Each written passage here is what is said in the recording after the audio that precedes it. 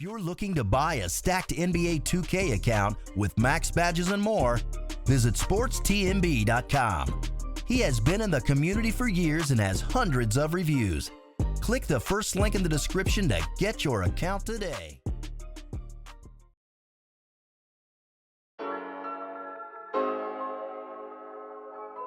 Before this video starts, if you enjoy this video, there are many more like it already on the channel, with many more like it to come in the future, so subscribe. I'm trying to hit 100,000 subscribers by the end of the year, so I would really appreciate it. I upload almost daily on this channel, so if you're looking for some consistent sports talk during the quarantine, this is the place for it. Also, drop a like real quick, it makes a massive difference and I really appreciate it. Today, continuing the mini dumb criticism series, I'm deciding to focus on just one for the subject of today's video. Michael Jordan, to me, is the greatest player to ever play this game. But being at that level of talent doesn't lead to less criticism, it leads to more. So of course, there are many criticisms thrown Jordan's way, and really all but two of them I feel have at least some validity. The degree of how damning those criticisms might be to Jordan's legacy is less to me than it is to many others, but at the end of the day, I don't think criticizing MJ's three-pointer is dumb, I don't think criticizing his off-court habits is dumb, I don't think giving him shit for being an asshole is dumb. The two criticisms that I find very stupid in regards to Michael Jordan is one, the notion that he played against plumbers, and two, the criticism of his playoff record being 1-9 without Scottie Pippen. Now, I'm only going to be talking about the second one because the first one I already did one of my favorite videos on a while ago. It's called The Myth That Michael Jordan Had Weak Competition, if that's something that you want to watch. But today, we're going to talk about the 1-9 criticism.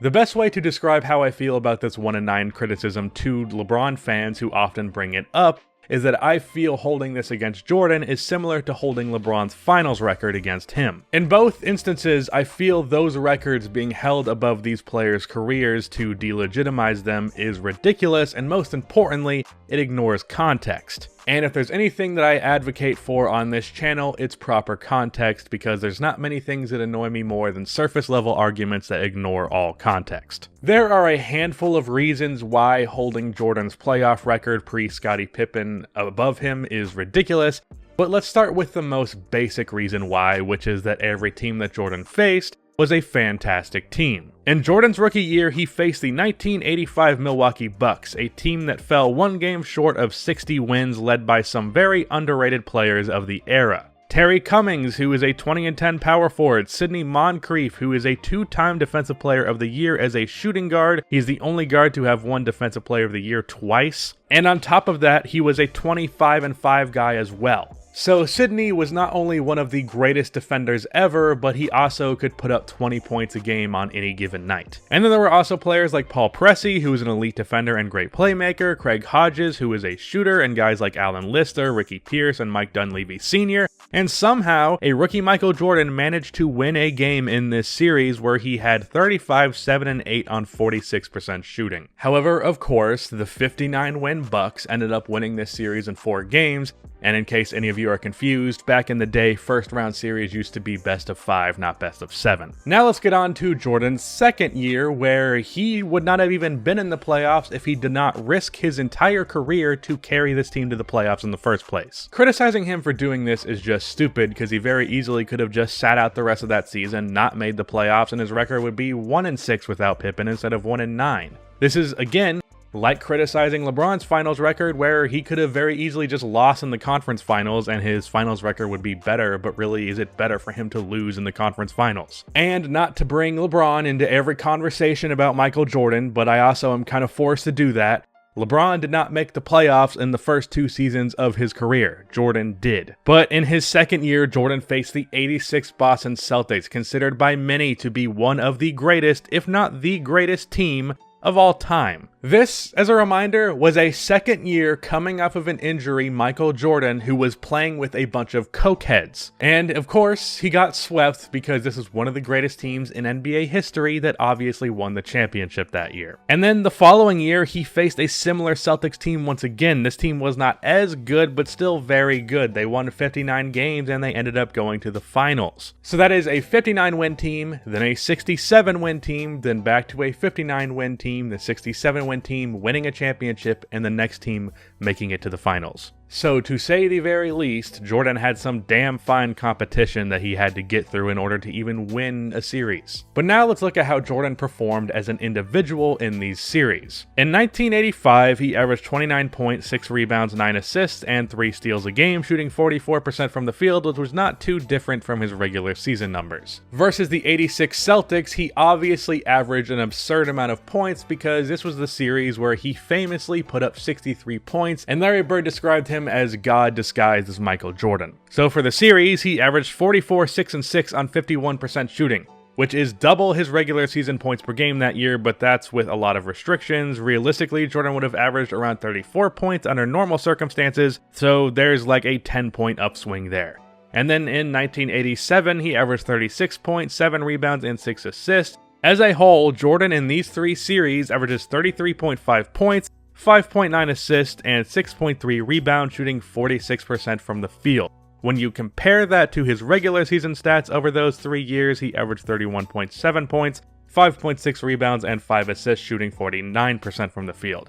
So as a whole, Jordan in the playoffs averaged 1.8 more points, 1.4 more rebounds, and 1 more assists on just 3% worse shooting. But now, let's look at what Jordan's teammates provided. In '85, his best teammate was Orlando Woolridge, and he averaged 3 less points on 5% worse from the field than he did in his regular season. And his second best teammate, Quentin Daly, averaged 1 less point on 7% worse shooting. In '86, Orlando Woolridge shot 10% worse from the field, but Charles Oakley and John Paxson played pretty much to their standard in that series. However, he also had a teammate in his starting lineup in Kyle Macy, who averaged a whopping 4 points and 3 assists on 36% shooting, which was half of his regular season numbers on 12% worse shooting. And in '87, Charles Oakley put up a seemingly impressive 20 and 15.